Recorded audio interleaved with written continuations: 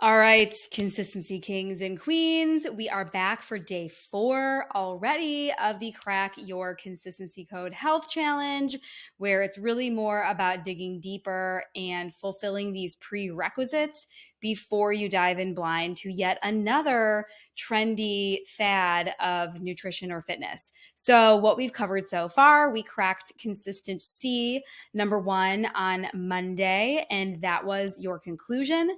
Then on day 2, the next consistency that we cracked was your cornerstone. Yesterday, we got into customization. Now, today, we have consistency number 4. And ironically, it is 3 C's. Okay. So, again, make sure that you have your consistency code quadrant, that blueprint.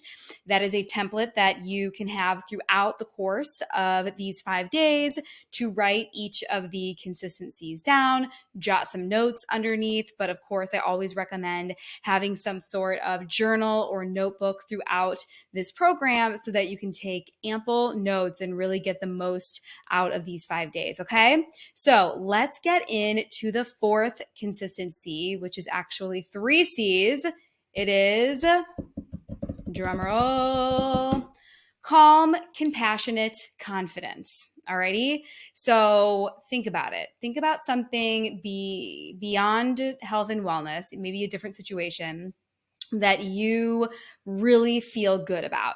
We talked about this. One of your superpowers, in addition to your personality, right? Leveraging that as your superpower. Another way to leverage something that you are good at, something that you're confident in. I mentioned confidence, teleportation. Maybe it's your job, home organization, adventures for your family, gift giving, event planning, things like that, right? Something that you are confident about, you get excited to do it, right? You know you're good at it. You're excited to do it, right? So setting up the Wi-Fi doesn't excite me, right? Anything like technical, getting a new TV and setting up like the Roku or the Chromecast, nope. I am the opposite of calm, compassionate confidence in those scenarios. I'm not calm. I will have anxiety. I am not giving myself self-compassion. I am like, you are an idiot. Like, you should care about technology more. And then confidence, not there. I'm like, I will break whatever you have set up here, right? So I'm sure that there are areas where you feel that lack of calm, lack of self-compassion, and lack of confidence as well. So when it comes to health and wellness, though, I've been doing this for 30 years, right? I get it. I have had such a lack of calm, lack of self-compassion, and lack of confidence for so long, going up and down, figuring out which ways I should eat, which workouts I should do. And I've finally come to this customized method for myself that works for my personality, my priorities, my preferences. So I feel more of that calm, self-compassion, and confidence here. So think about that for you. Think about something where you really do feel calm when you enter into that space, when you are about to take on this project. You truly feel good at it, right? Maybe it's gardening, maybe it's writing. So think about something where you do feel this and you have self-compassion when you make a mistake and you're confident going into it. So think about that for you. Now, if you don't have calm, compassionate confidence with health and wellness, well, you've come to the right place. I'm going to help you. I'm going to teach you how to really have this calm, compassionate confidence teleportation and move it from an area where you have confidence and self-compassion and a sense of calm, and really transfer it to health and wellness so you can feel confident and calm and give yourself self-compassion. Because if you go into any program letting your inner critic rule and saying, why am I even doing this? We talked about self-doubt a couple days ago. If you go into any health and wellness program saying, I'm not going to be able to do this, I never finish anything I start, I never achieve any of my health goals, then what you say is what will happen. So we need to shift your mindset so that you can get the ball rolling and get that momentum flowing so that you can then generate this calm, compassionate confidence. So let's talk about the wrong way. It's kind of like I call it a Jedi mind trick. So let's talk about the wrong type of mindset to have when you're going into a health program, right? So the wrong way is letting your inner critic rule the roost. So many of us will fall into a trap of being overly critical of ourselves, right? We're constantly doubting our abilities, and we are engaging in that negative self-talk of like, you stupid idiot, you said you weren't. That sounds so harsh, right? But we talk to ourselves that way. You said you weren't going to have any carbs today and you ate a burger, right? You said that you weren't going to have any of the ice cream when you went out to ice cream with your kids, but you ended up getting, a double scoop in a coated cone. So, and we tell ourselves like, oh my gosh, you haven't worked out in 2 weeks. What is the matter with you? But this approach is significantly detrimental to your overall well-being, and it 100% hinders your progress without a doubt. So let's talk about 3 reasons why having a negative perspective and negative self-talk going into a wellness program is completely upside down. So reason number 1, that is this negative self-talk, it can demotivate you, it can discourage you, and it can make you question your capabilities. So think about it. If I'm going into like this tech situation of setting up a Roku or the Wi-Fi, right? And I am like, oh my gosh, you're the worst at tech. You're the worst. You're the worst. You're the worst. This is not going to work out. You're going to break the TV. Everyone's going to hate you. How do you think I'm going to do? Do you think I'm going to get 5 stars and set up that technology? No, I probably am going to break it. So think about that when it comes to you and your health routine. If you go in there saying like, oh my gosh, I don't even know how to do these moves. I'm at this studio and everybody else is stronger than me, or I'm watching this video and everybody's wearing like these extra small spandex. So when you have that negative self-talk and you're constantly berating yourself and doubting your abilities, it becomes difficult to stay motivated and committed to your health goals, right? You're just not likely to continue to show up. And that inner critic, whether you are an Enneagram 1 or not, it can be relentless and it can really erode your self-belief, making it harder to stay consistent. Okay. So the more negative talk you have inside of you, whether you're not lifting as heavy weights as the bros at the gym, or whether you're not running as fast enough as these people on the treadmill, that is going to hinder your consistency 100%. Now, reason number 2, negative self-talk gets in the way, when you have like more anxiety, a lack of confidence, and a lack of self-compassion, is that it creates stress and anxiety. So in the more stress and anxiety you have in yourself, especially as it relates to a health and wellness routine, it has a detrimental effect on both your mental and physical health, right? So being hard on yourself creates this constant state of stress and anxiety, and this chronic stress can take a toll on your mind and your body. And this stress can hinder your progress and make it more challenging to adopt healthy habits, because it's almost like this fog, this thick fog that is just in the way of you just wanting to get through into the clear, sunny days of wellness.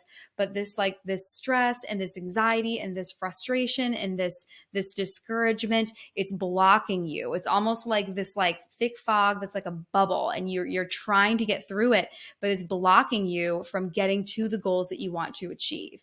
And then finally, number 3, not feeling like calm and confident and having self-compassion in your health and wellness approach, not having that prevents you from celebrating the small victories and the progress that are really crucial for long-term success. You can't say, all I want to do is lose 30 pounds, and then when I get there, I'll be happy, right? When I achieve this weight, when I achieve this size, even financial goals, when I make this much money, then I'll be happy, right? Then I'll go on the trip. And it's preventing you from getting there, because you don't have these small achievements that you can celebrate and say, look, I did it. I can do hard things. I did a hard thing. So when you're overly critical of yourself, you're going to overlook these small victories and the progress that you're making all along the way.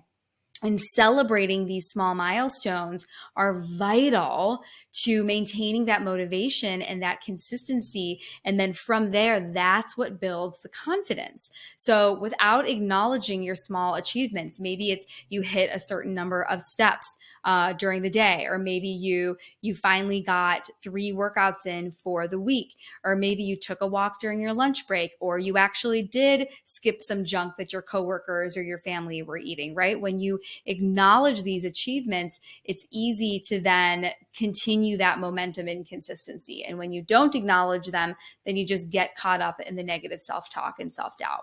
Okay, so the better way, what's the better way? It's having that calm, confident compassion. So let's say that, one of your goals is to work out 4 times a week. And instead of being, oh my gosh, I'm never going to work out 4 times a week. How am I going to fit that into my schedule? This is impossible. You're just like, I work out 4 times a week. Yep, that's what I'm going to do. I can make that work. Yeah, I'm going to be working out 4 times a week. It's confidence, right? And it's also coming at it with a sense of calm rather than getting all like bejiggity about it. How am I going to fit it in? I don't know. I have work. I have kids. I have a family. I have appointments. I have events. I have all these social things. Instead of getting all like anxious about it, it's acknowledging, okay, I have a lot going on, but my health is very important to me because I have this vision, and that vision is backed by this foundational cornerstone, right, of why I want to even achieve that vision. I've customized my plan. So now I have everything I need, right? You're checking off all the consistency code boxes, right? All the prerequisites, check, check, check.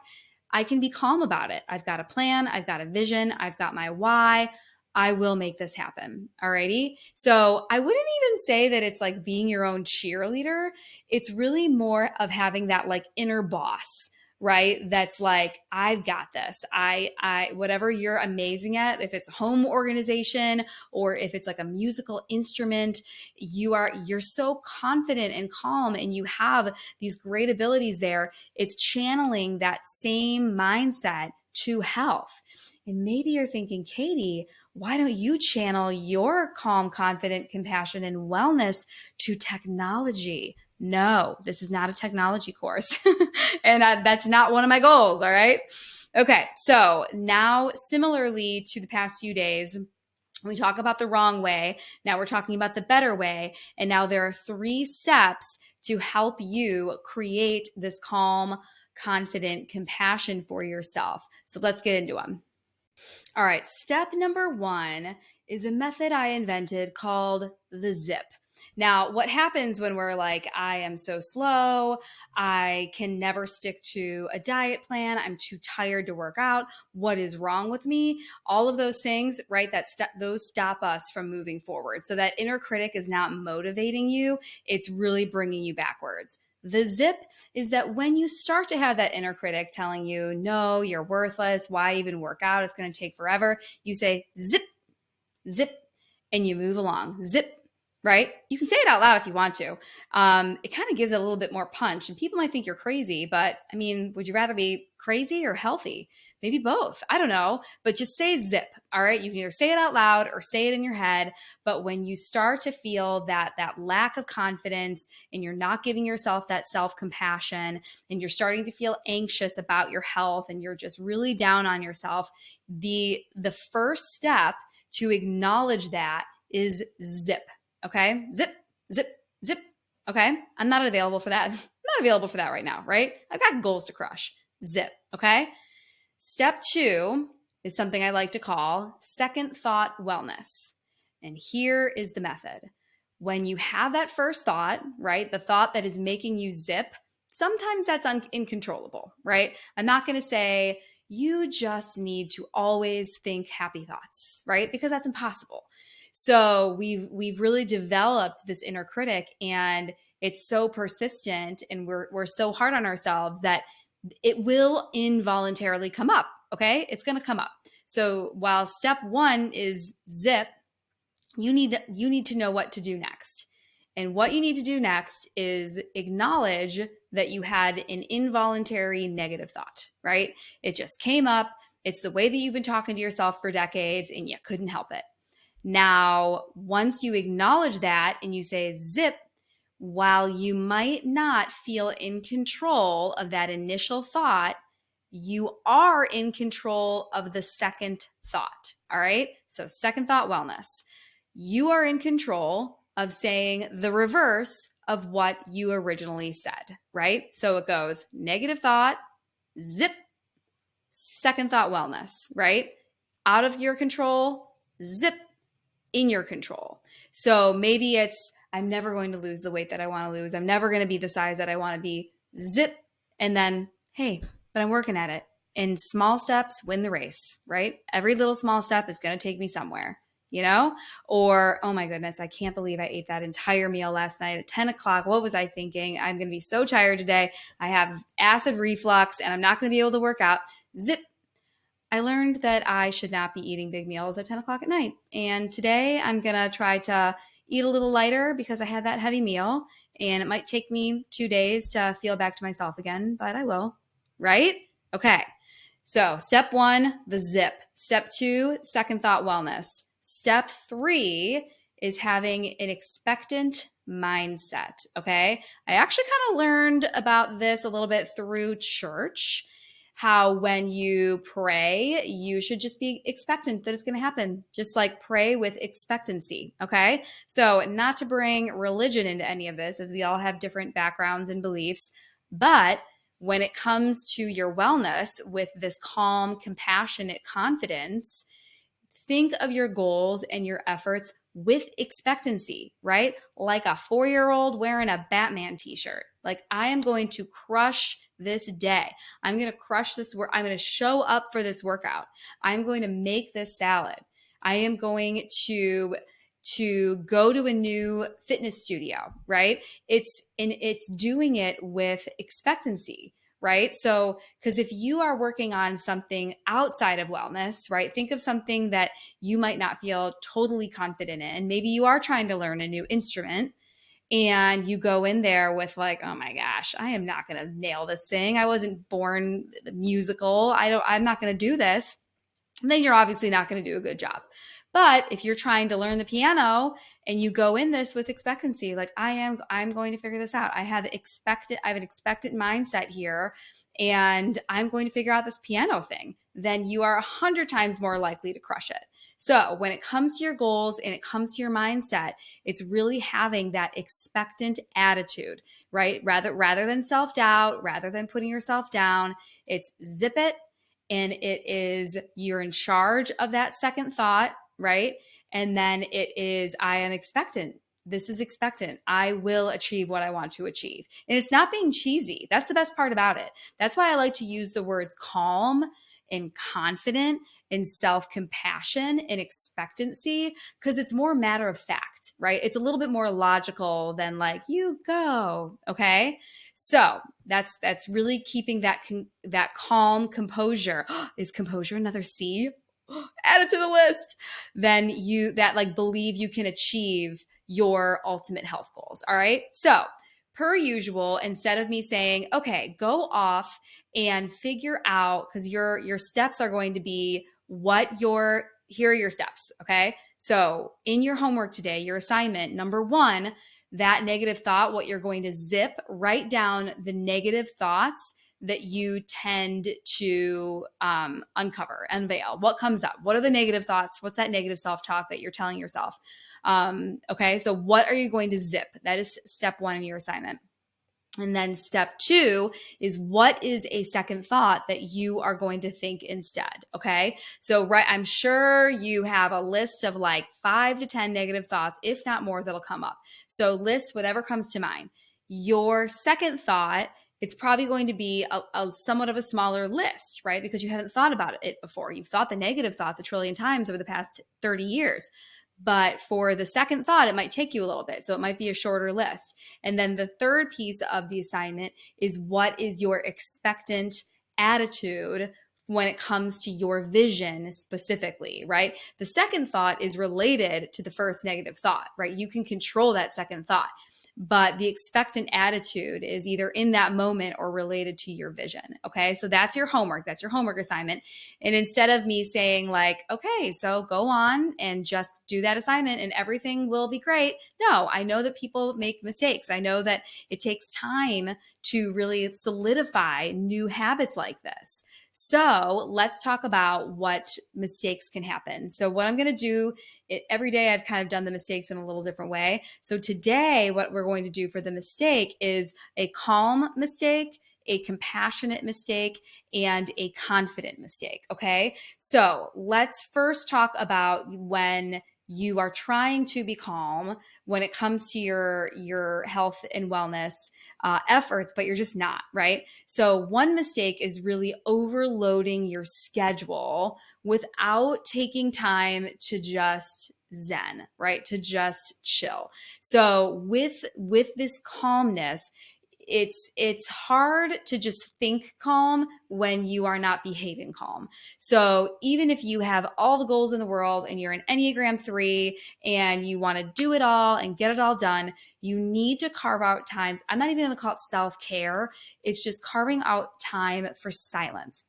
And I mentioned this the other day that at the beginning of the day when I wake up before I start working, I like sitting on this chair that I'm pointing to that you can't see, and just like sitting there in silence and just really just whatever wants to come out, whatever thoughts want to come to fruition, I just kind of let them go, and I just like to embrace the silence. So really ensuring that relaxation, that you have those moments, because then you can channel like, oh, these are moments where I am calm, and you can channel that confidence, that calm into your health efforts. Alrighty. So it's that tip then. So the mistake is not allowing any time for calm, right? How can you think calm when you never behave calm? And the tip is to really set aside times to calm yourself down. Maybe that is at the very beginning of the day. Maybe that's at the end of the workday, to really help yourself get into that state to know what it feels like. All right. So your compassionate mistake, now being overly self-critical and punishing yourself for every slip up and just like not allowing yourself to learn, right? Huge mistake. So Kristen Neff is actually a very well-known researcher in self-compassion and how important it is to really give ourselves that self-compassion. So when you're faced with all of these like slip-ups or setbacks, and it's really trying to treat yourself with that kindness. And they say, like, how would you treat a friend, right? If your friend made that mistake, would you say the same thing? Maybe you would. I don't know. But it's the mistake is the mistake when you're trying to be compassionate with yourself is ignoring it and just being like, I know she said I should be compassionate with myself, but that sounds cheesy. Compassionate is cheesy. Is cheesy a C word? It is, but it's a C word that we are not going to include in this challenge. So it's really when you're starting to have that negative self-talk, instead of feeling cheesy about it, it's saying like, hey, it's really adopting that growth mindset and seeing these challenges as lessons and opportunities to grow, right? It's not a problem, right? It's an opportunity, saying like, hey, so an example too is either during one-on-one coaching sessions, group coaching sessions, or challenges, I've had folks get sick or be injured, and they're like, oh, the world is over. I'm sick and it's the challenge and I will never be healthy again.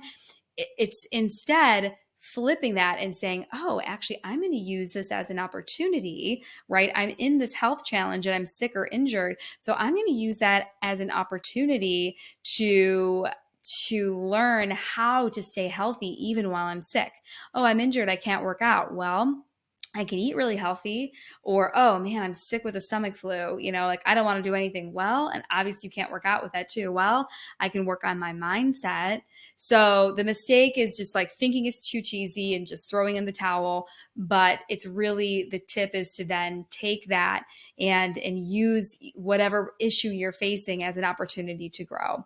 And then finally, when it comes to confidence, the mistake is comparing yourself to others and overlooking your own achievements.